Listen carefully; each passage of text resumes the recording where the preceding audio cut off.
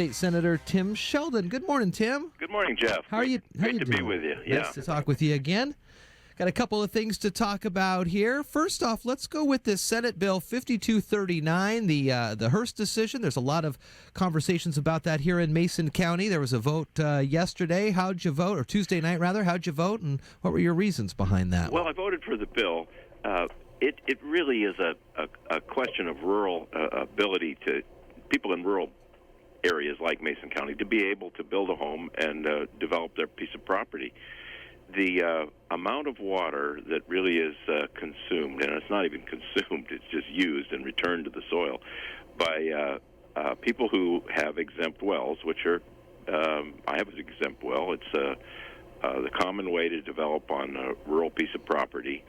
If that is prohibited, just all development for us is going to stop unless it's within the city. So it's very important. I think it's a very large property rights issue.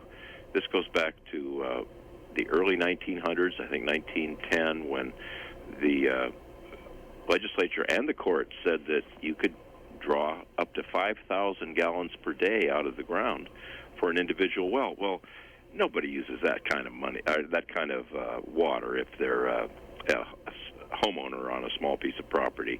Use a couple hundred, maybe 400 to 500 to 600 gallons, and it's all put back into the soil through your gardening or your septic system and your drain field. So it's an extreme decision, and this action by the Senate, at least, would return us to the old way of doing business, and hopefully the House and the governor will see it our way and really override this decision. It just was unfounded.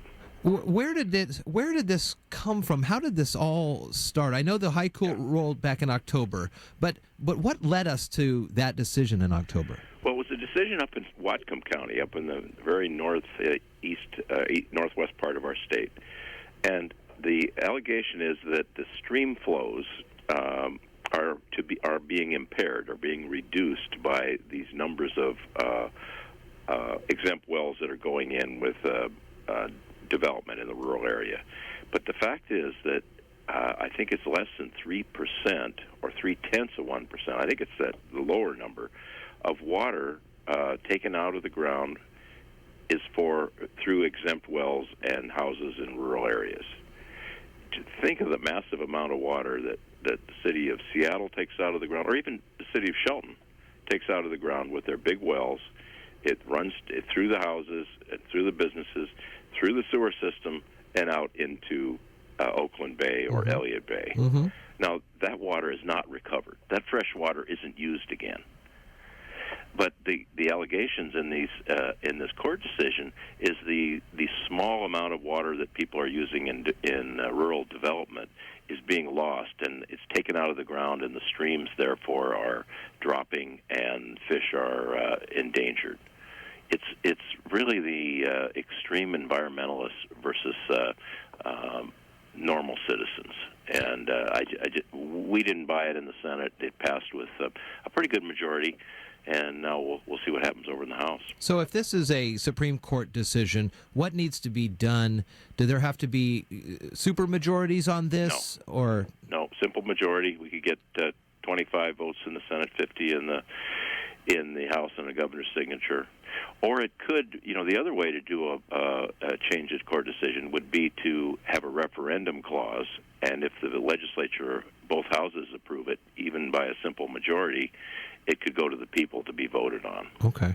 So there's a good chance that I think that this one will be modified over in the House. We'll see. I think there'll be some compromise met here, hopefully, to overturn this decision or modify it at least. A few weeks back, we were talking about your position on the Telecommunications Committee, and we talked about the 5G cell phone bill.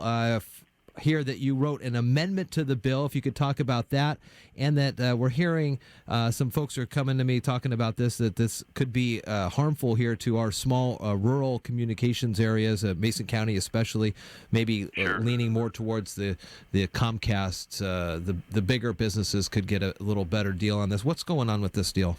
Well, the telecommunications bill came to us this year without much discussion. It's Senate Bill 5711, and part of it's a national bill, really. It was written in Washington, D.C. All the states are being asked to implement it for the 5G technology, which I have a wonderful technology. Let's see it.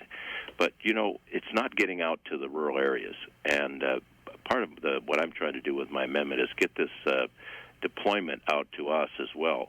The big companies want to take it to Seattle, Tacoma, where there's a dense population, obviously. And 5G, when you install it, it on one pole, it will reach out about 1,500 feet. So the issue is the large companies want the PUDs, and particularly Mason 3, and to deploy this technology on their poles, but they don't want to pay the PUD for it. They want a very, very low rate for a pole attachment charge. And, the PUD, this national bill doesn't recognize PUDs. In the West, we have a very unique system. Mm-hmm. Our electricity system here, power system in Mason County, is controlled by you and I, the ratepayers. We're the ones that elect our 3 commissioners and set the rates, and those rates are at cost. So if it costs Mason 3 $26 for a pole attachment, and Comcast or Verizon only wants to pay $9, who's going to pay the other $15? Well, you and I. Right.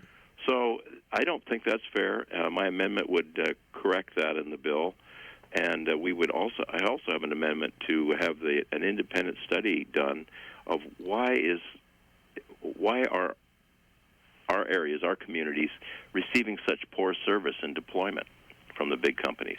They say it's because of these poll charges. I say it's because of the opportunities in the large cities. Sure, they see larger population bases. They know they could get better returns. Better returns on their investment for their stockholders. So we've got to do something. It's internet service, obviously, and telecommunications are a big deal in rural communities. We're not getting as much as we should, and I'm going to keep fighting to make sure our communities are served just as well as other communities. It's just like schools.